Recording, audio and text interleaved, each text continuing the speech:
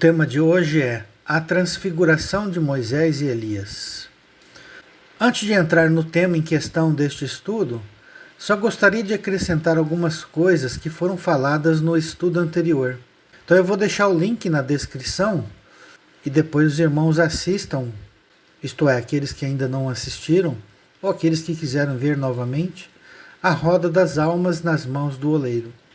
Então o link estará abaixo na descrição.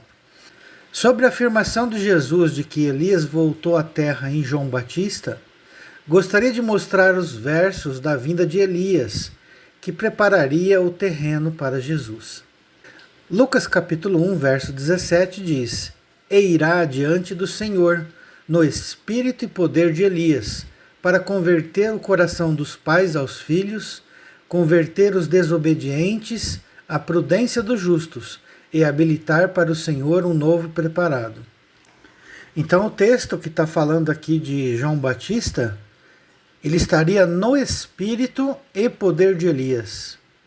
Então o meio teológico tradicional entende que é apenas no espírito e poder de Elias. Mas é muito mais do que isso. É no espírito de Elias e também no poder de Elias. É a mesma individualidade, é a mesma pessoa. Então, no estudo anterior, já coloquei palavras do próprio Jesus atestando que fizeram com ele tudo o que quiseram e não o reconheceram. Mas eu venho trazer aqui mais subsídios. Malaquias capítulo 4, verso 5 diz: Eis que eu vos enviarei o profeta Elias. Artigo definido, o profeta Elias. Não é um profeta como Elias, é o profeta Elias. Antes que venha o grande e terrível dia do Senhor, ele converterá o coração dos pais aos filhos e o coração dos filhos aos pais, para que eu não venha e fira a terra com maldição.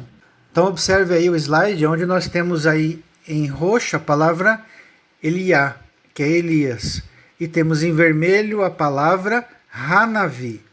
Hanavi são duas palavras em uma. Ha significa o artigo definido o, e Navi significa profeta. Então é o profeta Elias.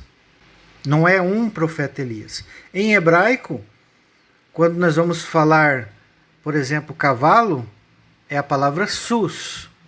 Se for um cavalo qualquer, basta eu dizer a palavra sus. Agora, quando eu estou especificando um cavalo em particular, eu tenho que usar o artigo definido. É igual na língua portuguesa, igual no inglês, igual em qualquer outra língua. O hebraico não é diferente. Então apareceu o Ra, aí é o profeta. Então como que eu falo o cavalo? Eu falo Rassus.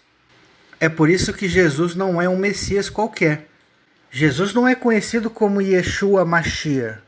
Jesus é conhecido como Yeshua HaMashiach.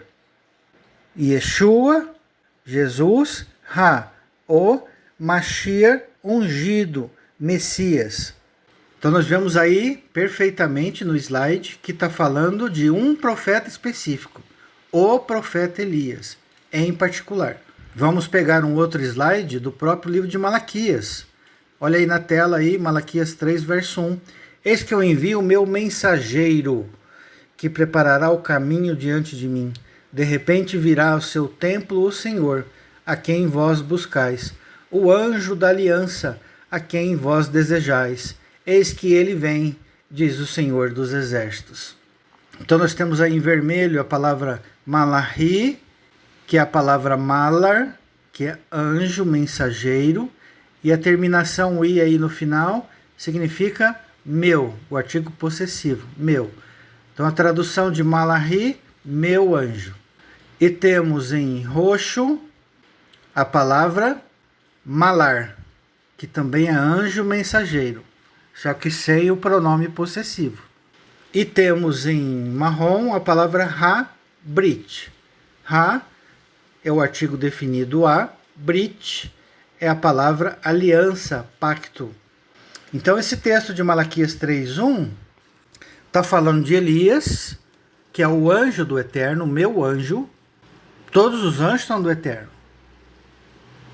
Em Êxodo 23, por exemplo, fala meu anjo, quando vai ser enviado para Moisés, porém esse anjo tem uma particularidade que os outros não têm, que é de perdoar pecados. E este anjo, ele tem o nome de Deus. Então nós já sabemos que anjo que é. Yehoshua, Yeshua. Tem o tetagrama do Eterno, mais a palavra salvação. Mas nesse texto de Malaquias 3:1 está falando do meu anjo, um anjo qualquer do Eterno. Mas como a gente vê no texto do próprio Malaquias, que seria enviado o profeta Elias, então nós sabemos que esse meu anjo aqui está falando do próprio Elias. E está dizendo que o povo está buscando quem? Olha que interessante. Um outro anjo. Olha aí. O anjo do concerto. O anjo da aliança. Quem que é esse anjo da aliança? É Jesus. É Jesus que faz aliança com o povo de Deus.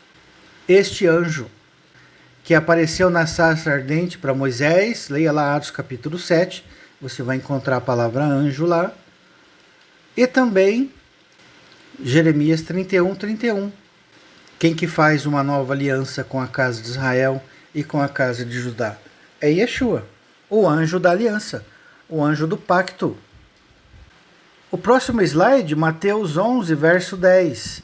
Este é de quem está escrito: Eis aí eu envio diante da tua face o meu mensageiro, o qual preparará o teu caminho diante de ti. Então observe que algumas traduções aí colocou anjo ou mensageiro, é a mesma coisa. Só que aqui é o Novo Testamento, então observe aí em vermelho a palavra águelos ou angelos, que significa anjo, mensageiro. Bom, dito isto, vamos dar início à transfiguração de Moisés e Elias. Mas temos que destacar antes da transfiguração um fato importante que ocorreu antes da transfiguração. Jesus alerta aos discípulos da sua morte em Jerusalém. Então nós vamos ver aqui algumas passagens nos 3 evangelhos. Vamos começar com o Evangelho de Marcos, capítulo 8. E a transfiguração está onde? No capítulo 9. É o que antecede a transfiguração. Observe. Então, Marcos capítulo 8, verso 31 diz: Então começou ele a ensinar-lhe que era necessário que o Filho do Homem sofresse muitas coisas, fosse rejeitado pelos anciãos, pelos principais sacerdotes e pelos escribas, fosse morto e que depois de 3 dias ressuscitasse. E isto ele expunha claramente, mas Pedro, chamando-o à parte, começou a reprová-lo. Jesus, porém, voltou-se e, fitando os seus discípulos, repreendeu a Pedro e disse: Arreda, Satanás, porque não cogita das coisas de Deus, e sim das dos homens. Primeira coisa a destacar aqui, que não está falando de Satanás como um anjo. Está falando do sentido da palavra Satanás. A palavra Satanás significa adversário. Em hebraico é Satã. Adversário. O próprio Jesus, Yeshua, diante de Balaão, se manifestou como anjo do Senhor, como adversário, como Satã.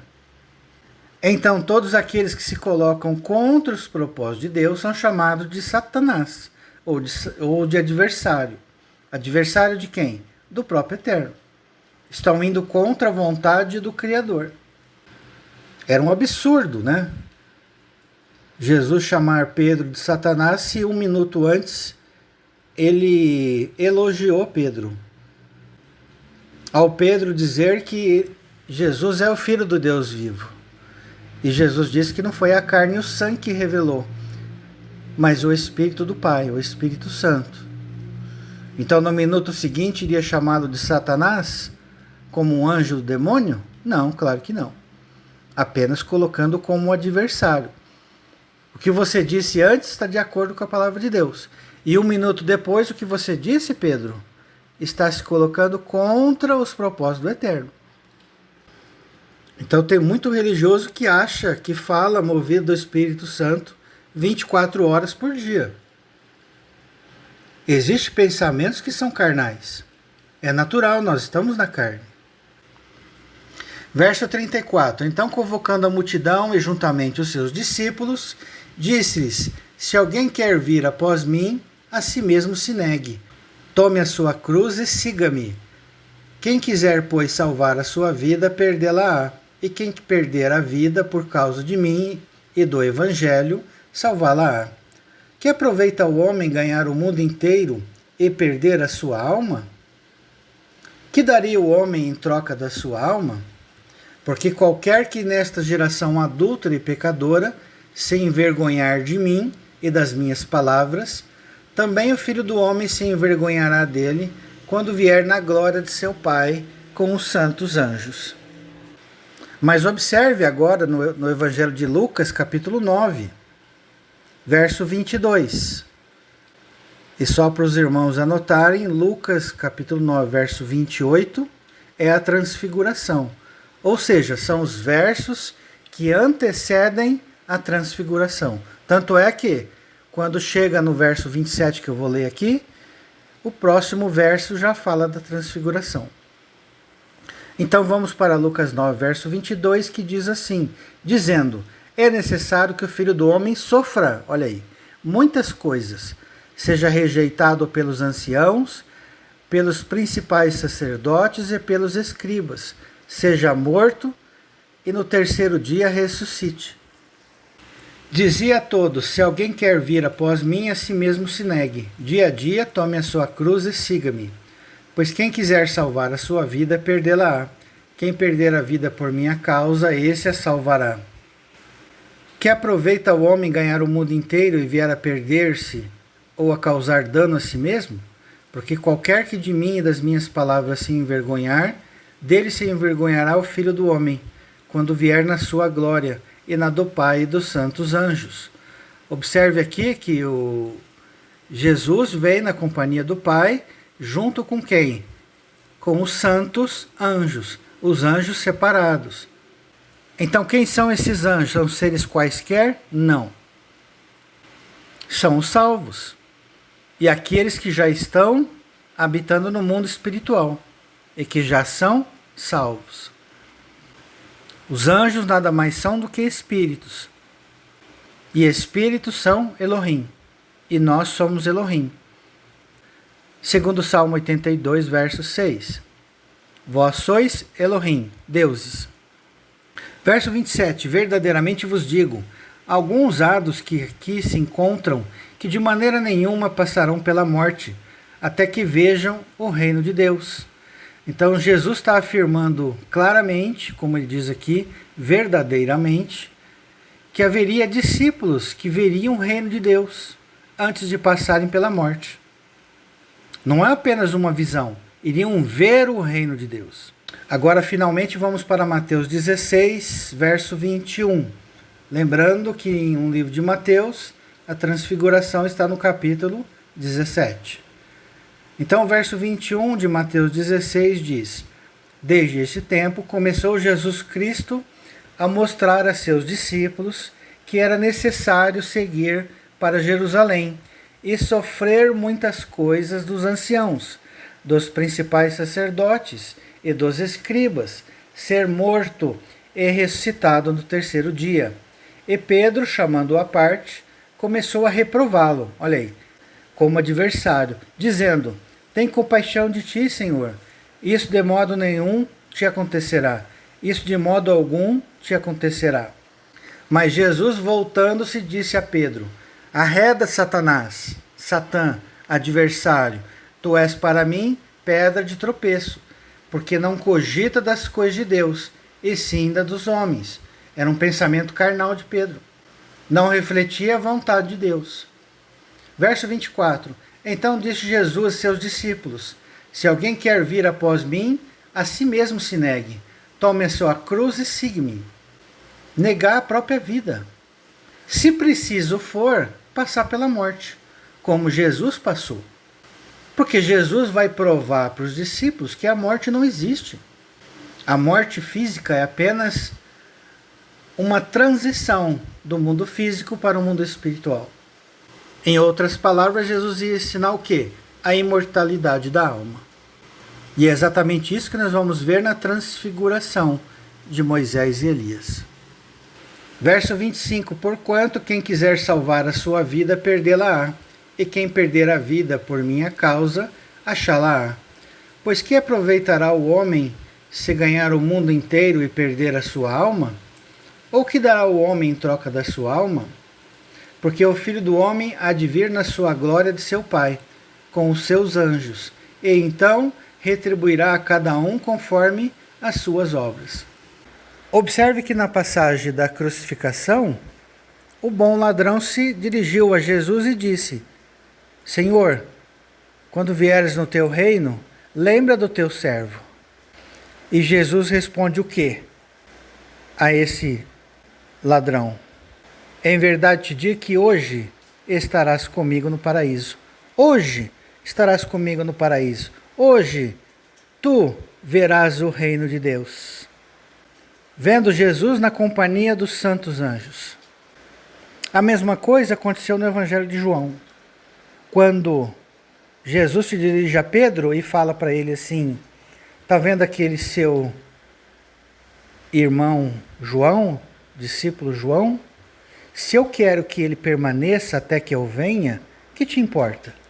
Então o Evangelho de João diz que não que João não iria morrer, mas se eu quero que ele permaneça até que eu venha, que te importa?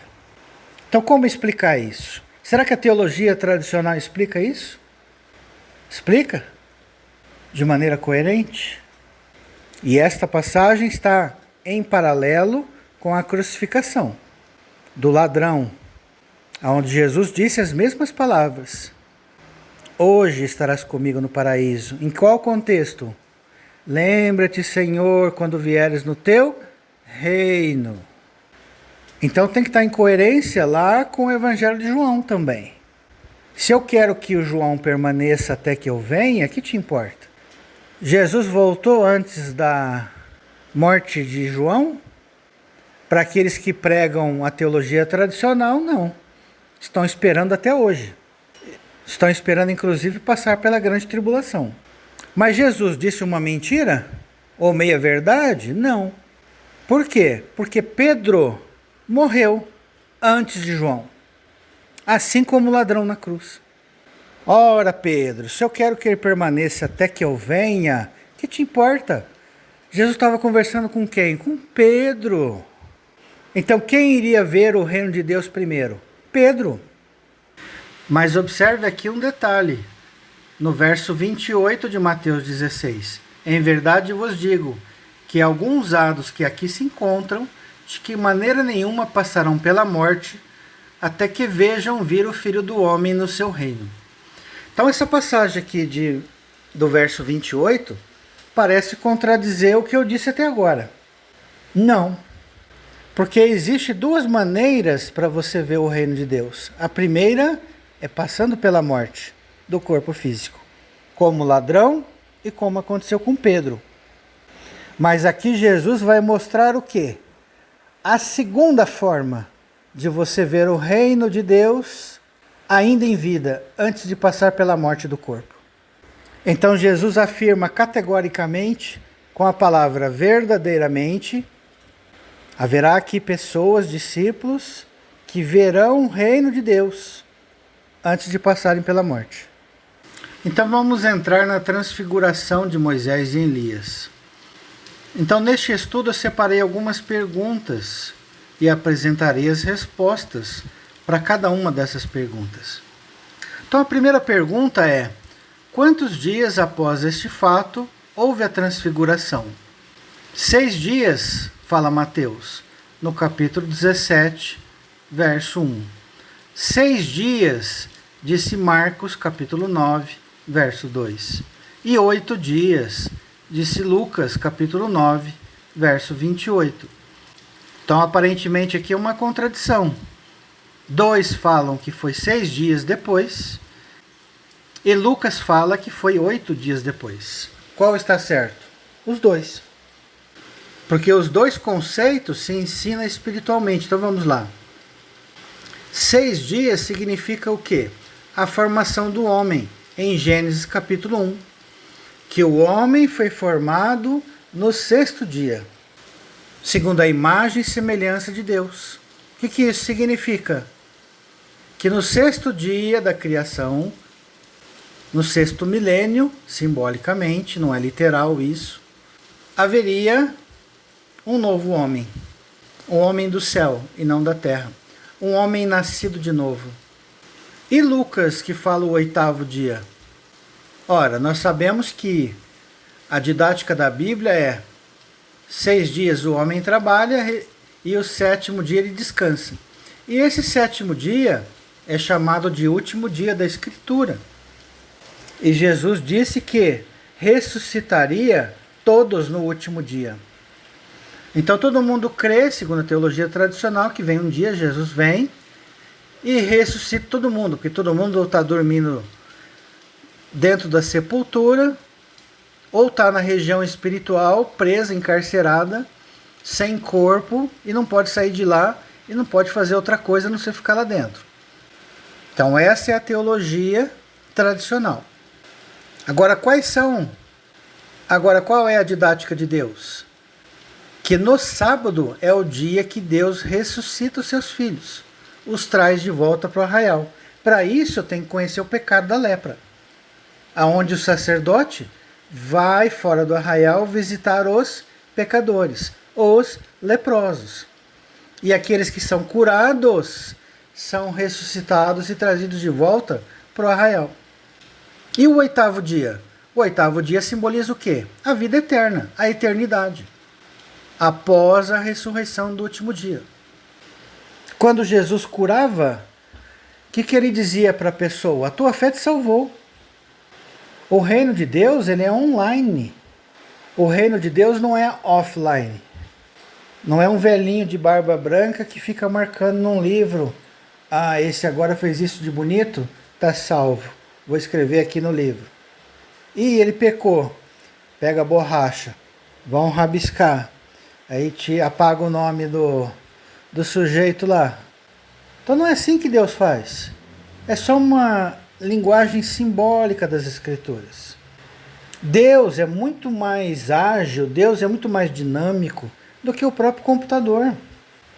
E o computador não processa tudo online se estiver conectado a uma grande rede? Sim. Se você tirar um dinheiro do banco, o dinheiro sai na conta na hora. Ele não sai no último dia. Ele não sai depois de 10, 20, 50 dias. Ele sai na hora. Bom, então o reino de Deus ele é online. Respondida a primeira pergunta, vamos para a segunda. Quem viu o reino antes da morte? Jesus não disse que haveriam pessoas que viriam o reino de Deus antes de passar pela morte? Então quem são eles? Pedro e os irmãos Tiago e João. Segundo Mateus 17:1, Marcos capítulo 9, verso 2 e Lucas capítulo 9, verso 28. Estes 3 viram presencialmente o reino de Deus. Não viram simplesmente uma visão do reino de Deus. Constataram o reino de Deus. Então, só como exemplo, vamos pegar o livro de Marcos, capítulo 9, verso 2. 6 dias depois, tomou Jesus consigo a Pedro, Tiago e João e levou-os sós à parte a um alto monte e foi transfigurado diante deles. Vamos para a terceira pergunta. O que aconteceu com o corpo de carne de Jesus na transfiguração? Segundo o relato de Mateus 17, verso 2 e Marcos capítulo 9, verso 2, o corpo de Jesus foi transfigurado.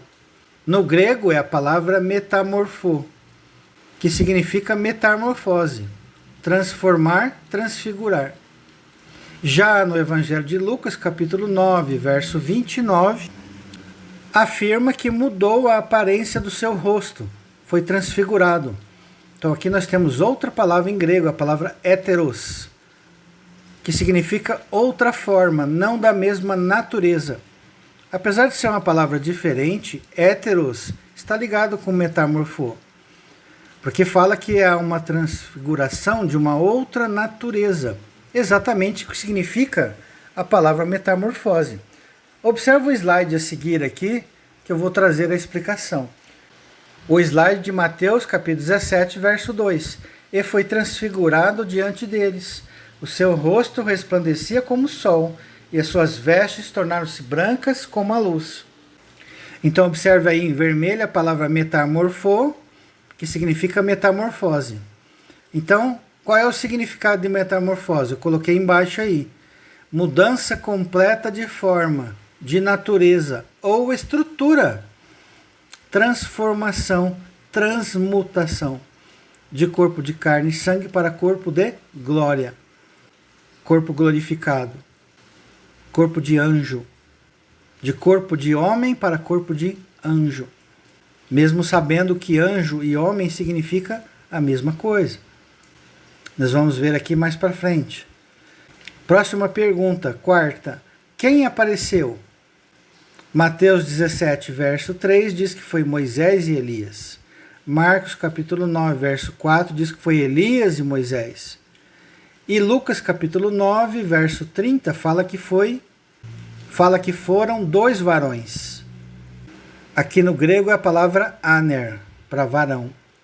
Então Mateus e Marcos não estão em contradição, eles estão citando os mesmos nomes, mesmo que de ordem invertida. A ordem dos fatores não altera o resultado.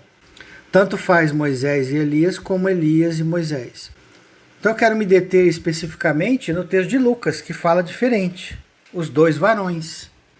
Observe Lucas 24, verso 1. Mas no primeiro dia da semana, alta madrugada, foram elas ao túmulo, levando os aromas que haviam preparado, e encontraram a pedra removida do sepulcro.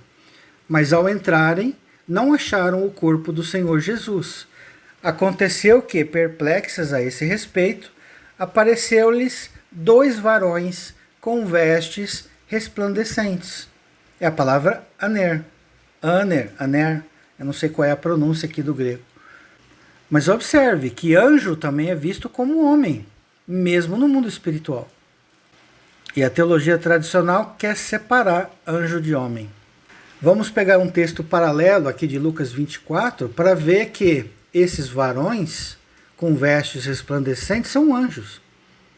Observe a mesma narrativa por João no capítulo 20. Verso 11. Maria, entretanto, permanecia junto à entrada do túmulo, chorando. Enquanto chorava, abaixou-se e olhou para dentro do túmulo. E viu que 2 varões? Não, e viu 2 anjos, vestidos de branco, com vestes resplandecentes, sentados onde o corpo de Jesus fora posto, um à cabeceira e o outro aos pés. Aqui no original, no grego, está a palavra angelos, que é anjo. Então, varão ou anjo, se você entender o contexto, você vai ver que está falando da mesma coisa. São seres espirituais. Varão é igual a anjo, que é igual a homem. O homem pode estar na carne ou fora da carne. O anjo pode estar na carne ou fora da carne. Um está com o corpo da terra, de pó, e o outro está com o corpo do céu. É isso que eu quero mostrar agora no slide de 1 Coríntios 15, 47. O primeiro homem formado da terra é terreno. O segundo homem é do céu. Aqui, apesar de não ser a palavra aner, é a palavra antropos. Tem o mesmo significado. Observe aqui o próximo slide de Apocalipse 21, verso 17. Mediu também a sua muralha, 144 côvados, medida de homem, isto é, de anjo. É a mesma medida. Medida de homem e medida de anjo. Como que está aí no grego? Em vermelho, a palavra antropos, homem. Em roxo, a palavra angelos, que é anjo. Portanto, homem e anjo é a mesma coisa. O que muda é o estado. Ele está no mundo físico ou ele está no mundo espiritual? Se ele estiver no mundo físico, é corpo de carne. Se ele estiver no mundo espiritual, é corpo espiritual, celestial. Vamos para a próxima pergunta, quinta. O que eles faziam? Então, Mateus 17, verso 3 diz que eles apareceram e falaram com Jesus. Aqui no grego nós temos a palavra optanomai, que é ver com os olhos, e a palavra em grego oral, que significa ver com os olhos também, dependendo de qual versão em grego você está utilizando. Algumas estarão optanomai, outras estarão oral. E temos a palavra sulaléu, que significa falar com alguém ou discutir com alguém. Marcos capítulo 9, verso 4, também diz a mesma coisa. Apareceram e falaram com Jesus. E as mesmas palavras no grego, optanomai, oral e sulaléu. E Lucas 9, verso 30 a 31, apareceram e falaram com Jesus. Então, nos 3 evangelhos, apareceram e falaram com Jesus. Então, isso mostra que não era uma visão. Jesus estaria conversando com uma visão? É evidente que não. E os discípulos iriam ser testemunhas, João, Tiago e Pedro, do reino de Deus. Estariam vendo o quê? O que acontece depois da morte. Que Jesus iria morrer, iria ressuscitar no 3º dia. Iria estar como Moisés e Elias, aparecendo entre eles na forma de anjo, do homem do céu. A única diferença aqui do Evangelho de Lucas, ver é usada nas versões em grego, tanto optanomai como oral. A única diferença aqui está no falar, que em vez de estar sulaléu, está a palavra lego. Mas lego não é muito diferente. É dizer, falar, exortar. É o mesmo significado. Percebe? Vamos para o slide do verso 3 de Mateus 17. E eis que lhes apareceram Moisés e Elias, falando com ele. Então nós temos aí em roxo a palavra Moses, que é Moisés. Temos em marrom a palavra Elias, ou Elias. Temos em verde a palavra optanomai, que é ver com os olhos. E temos em vermelho a palavra sulaléu, conversando com, discutindo com, falando com. Então vamos agora para a próxima pergunta, a sexta. Qual era o assunto da conversa? Qual era o assunto do discurso? E o único que relata é o livro de Lucas, capítulo 9, verso 31, que diz assim: falavam de sua partida, da sua morte que se cumpriria em Jerusalém. Estavam discutindo sobre a morte de Jesus na cruz, em Jerusalém. Então, mais uma vez, Jesus não era esquizofrênico, conversando com uma visão. Ali apareceram de verdade Moisés e Elias conversando com Jesus. E discutiam o assunto da sua partida deste mundo, passando pela morte, que se cumpriria em Jerusalém. Próxima pergunta, sétima. Como que eles apareceram? O único que relata também é Lucas, no verso 31 do capítulo 9, em glória. Em grego, a palavra usada aqui é doxa, que significa glória, esplendor, brilho.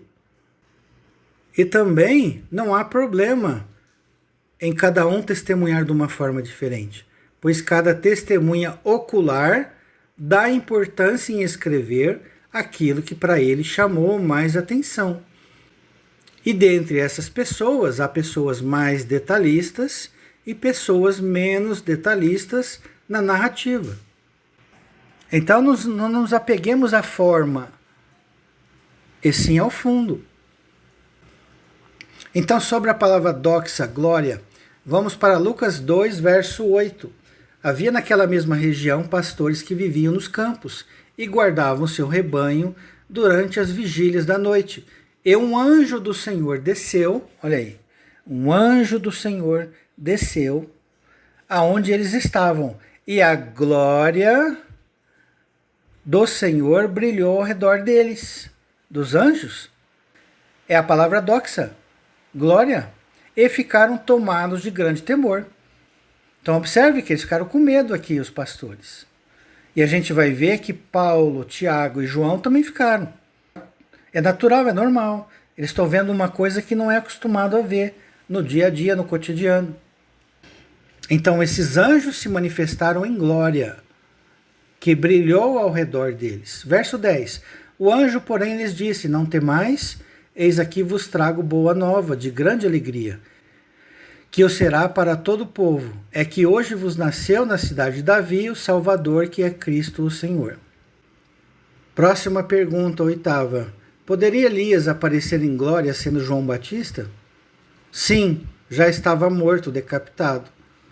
Vamos ver Mateus 14, de 6 a 12, 3 capítulos antes do capítulo 17. Marcos, capítulo 6, de 21 a 29, 3 capítulos também antes da narrativa da transfiguração, no capítulo 9. E vamos ver no Evangelho de Lucas, capítulo 9, verso 9. Vamos ver 19 versos antes da transfiguração, que está narrada no verso 28 do Evangelho de Lucas, capítulo 9.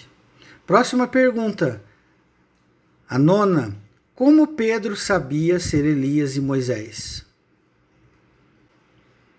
Resposta, a mais óbvia, pela conversa que eles falavam entre si.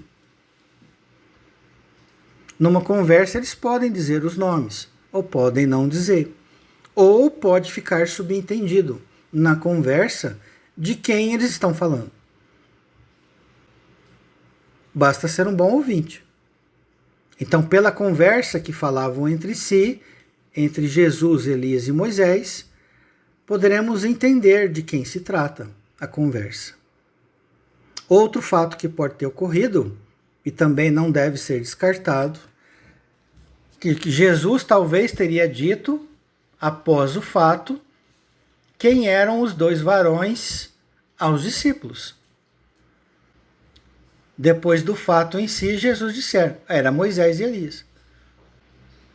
É uma possibilidade.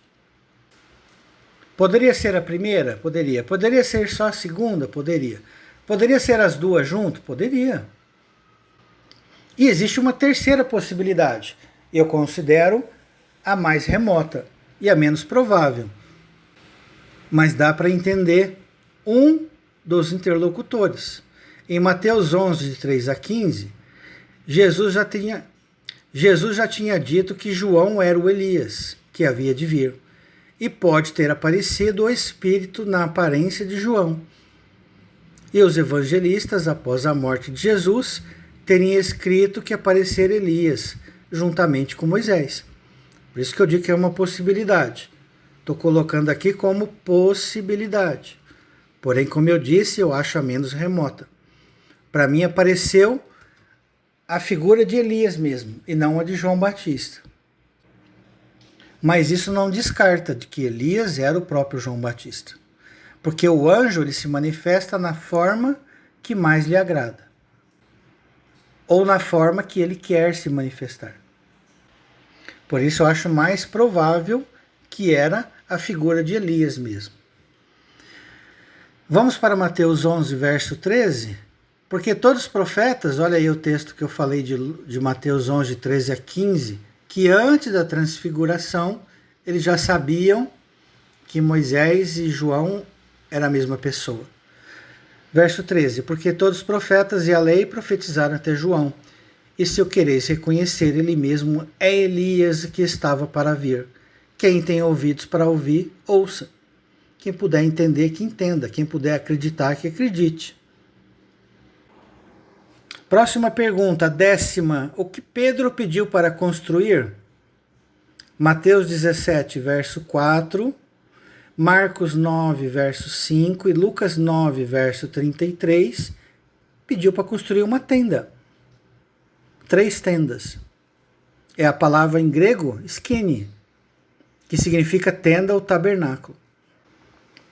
Uma observação. Nas traduções, é comum encontrar em tabernáculo, tendas e cabanas, mas o sentido é o mesmo. Então Pedro pediu para construir o quê? 3 tendas. Uma para Moisés, outra para Elias e a outra para Jesus. Pedro mandaria construir 3 tendas para uma visão? Claro que não. Ele estava no alto do monte, à noite. E o que Pedro pensou? Construir tendas para, levantar tendas para que eles pudessem dormir à noite. Foi o que passou pela mente de Pedro. Próxima pergunta, 11ª. Quando Pedro pediu para se construir as tendas, Mateus 17:4, Pedro falou no meio do discurso.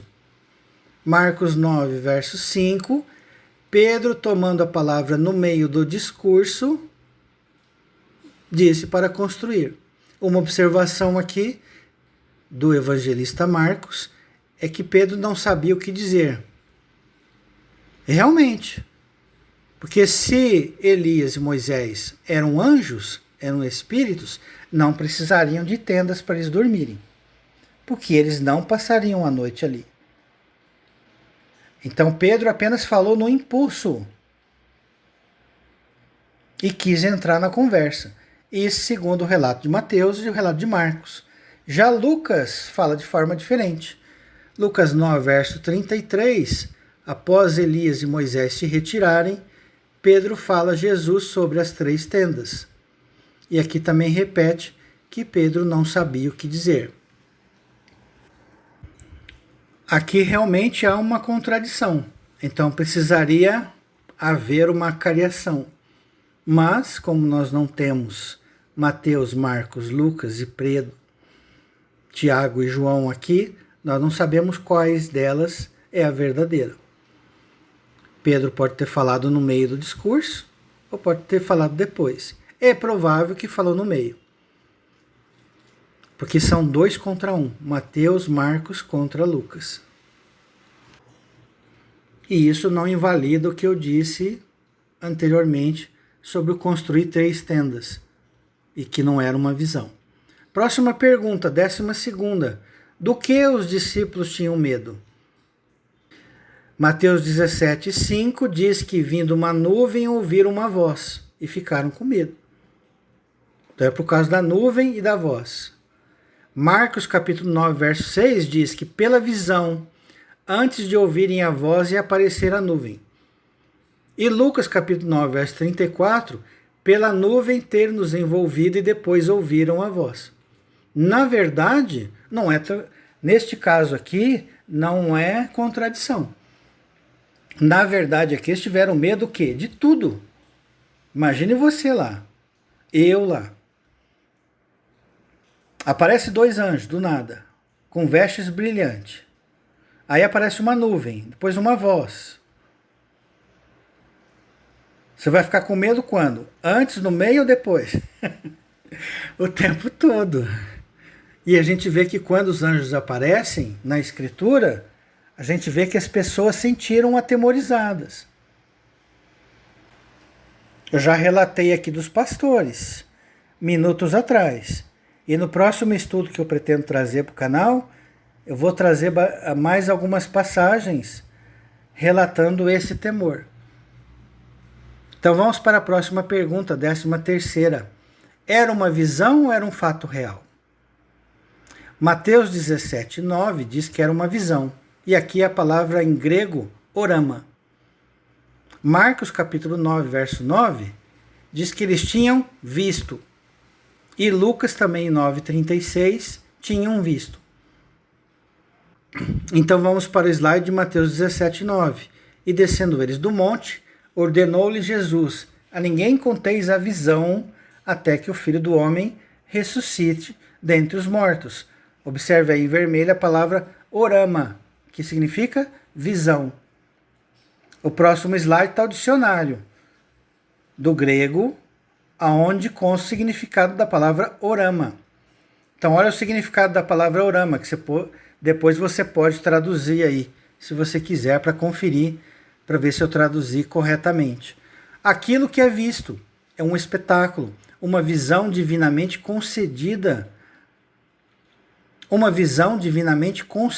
no êxtase ou no sono, uma visão. Então pode ser uma visão ou pode ser aquilo que é visto. Uma árvore também é vista. Ok? Um espírito, um anjo, ele pode ser visto. Jesus não se manifestou para os discípulos quando eles estavam com as janelas e as portas fechadas? Sim. E todos não viram? Viram. O anjo do Senhor não se manifestou a Balaão? Manifestou. Primeiro a mula, ao jumento, que tentou se desviar do anjo, que estava com uma espada na mão. Aí depois que Balaão quis começar a espancar a jumenta, é que o anjo do Senhor se mostrou para Balaão. Observe. Não é porque nós não estamos enxergando que o anjo não está lá. Então essa visão é de um fato real. E os 3 discípulos viram Moisés, Elias e o próprio Jesus em glória. Vamos para Atos capítulo 7, verso 30. Decorridos 40 anos, apareceu-lhe no deserto do Monte Sinai um anjo, por entre as chamas de uma sarça que ardia. É o anjo do Senhor, é Jesus, Yeshua. Moisés, porém, diante daquela visão, então aquela visão era falsa? Era só uma visão? Não, era um fato real. Ficou maravilhado e, aproximando-se para observar, ouviu-se a voz do Senhor. Aqui é a palavra orama, visão, a mesma lá da transfiguração. Vamos ver mais? Atos 16, 9. À noite sobreveio a Paulo uma visão, no qual um varão macedônio estava em pé e lhe rogava, dizendo: passa a Macedônia e ajuda-nos. Aqui é a palavra orama, visão. Vamos para Atos 9, verso 11. Então o Senhor lhe ordenou: dispõe-te e vai para a rua, que se chama Direita, e na casa de Judas procura por Saulo, apelidado de Tarso, pois ele está orando. E viu, é a palavra o quê? Orama. E viu entrar um homem chamado Ananias, e impor-lhe as mãos para que recuperasse a vista. Então esse viu entrar um homem aqui era uma visão? Claro que era, mas era uma visão real. É a mesma palavra orama lá da transfiguração. Então olha o slide aí de Atos 9, verso 12, para comprovar. Em vermelho aí a palavra orama, visão. Então, infelizmente, os crentes Tomé são assim.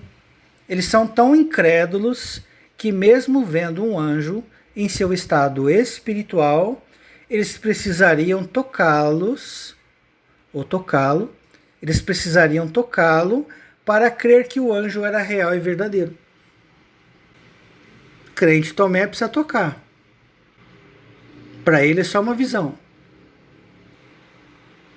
Agora Pedro, Tiago e João quiseram tocar nos anjos? Não. Pedro até queria construir 3 tendas. E ficaram com medo do que tinham visto, que era, repito, a manifestação do reino de Deus diante dos 3 discípulos. Querem conhecer o que acontece depois da morte? Olha aqui, ó. Moisés, Elias e o próprio Cristo, transfigurados diante deles, transformados em corpos de glória. Vamos para a próxima pergunta, 14ª. Jesus transgrediu a Torá? Não. Ele não evocou os mortos, Moisés e Elias, mas foi o inverso, Moisés e Elias que apareceram a Jesus. Texto de Deuteronômio, capítulo 18, verso 10, não se achará entre ti quem faça passar pelo fogo o seu filho ou a sua filha, nem adivinhador, nem prognosticador, nem agoureiro, nem feiticeiro, nem encantador, nem necromante, nem mágico, nem quem consulte os mortos. Então Jesus não estava consultando os mortos. Foram os mortos Os anjos que apareceram para Jesus, Moisés e Elias. Permitido pelo Eterno. É verdade que Deus proíbe a evocação dos mortos, porque nós consultaríamos aos anjos, aos espíritos, sobre todas as coisas, e não buscaríamos a quem? O principal, que é o Eterno. Então não perca o próximo estudo. Então esse estudo aqui é apenas a introdução. Então não perca a continuação. Falarei mais sobre este assunto. Vamos para a última pergunta, 15ª. Moisés e Elias morreram? Sim, certamente. A morte física é uma lei natural de todos os seres vivos que vivem no planeta Terra. As aves morrem, os peixes morrem, os homens morrem. Todo ser que respira na natureza nasce, cresce, desenvolve e morre. Moisés morreu, Deuteronômio 34, verso 5. Assim morreu ali Moisés, servo do Senhor, na terra de Moabe, segundo a palavra do Senhor. Confirmado também em Josué, capítulo 1, verso 1. Sucedeu depois da morte de Moisés, servo do Senhor, que este falou a Josué, filho de Num, servidor de Moisés, dizendo: E Elias morreu? Vamos ler primeiro 2 Reis, capítulo 2, verso 11. Indo eles andando e falando, eis que um carro de fogo, com cavalos de fogo, os separou um do outro, e Elias subiu ao céu num redemoinho. Aparentemente parece que ele não morreu, mas ele morreu. Basta entender os outros versos da Escritura. Então Elias subiu numa carruagem de fogo, com cavalos, num redemoinho, numa tempestade. Jó 30, verso 22, o que diz? Levanta-me sobre o vento e me fazes cavalgá-lo. Essa palavra cavalgá-lo aqui é a mesma em hebraico da palavra carro, lá de 2 Reis, capítulo 2. Dissolve-me no estrondo da tempestade. Dissolve-me no estrondo da tempestade. Redemoinho. Pois eu sei que me levarás à morte e à casa destinada a alguns? Não. A metade? Não. Destinado para quem? A todo vivente. Todo ser que respira vai passar pela morte. Salmo 89, 48. Que homem há que vive e não veja a morte? Ou que livre a sua alma das garras do sepulcro? Veja Hebreus 9, 27. E assim como aos homens está ordenado morrerem uma só vez, vindo depois disso o juízo. Aos homens está destinado morrer uma única vez, exceto Elias e Enoque? Não. Todos os homens está ordenado morrerem uma só vez, vindo depois disso o juízo. E Enoque? Enoque basta conhecer as palavras que estão lá em hebraico. Enoque andava com Deus e já não era, pois o Senhor o tomou para si. Essa palavra tomou aí é a palavra lacar.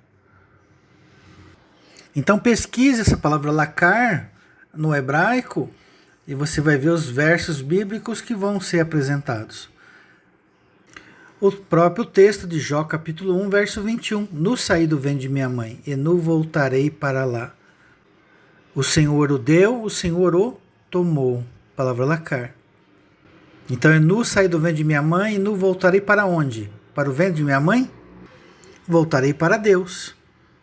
Basta acompanhar os estudos que foram feitos aqui de Jó e de Eclesiastes. Estão aqui no canal, na playlist.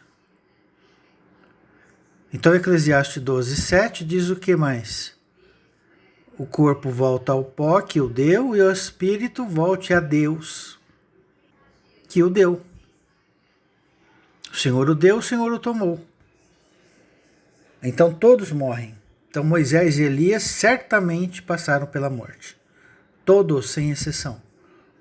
E o reino de Deus é, e sempre foi, e sempre será online.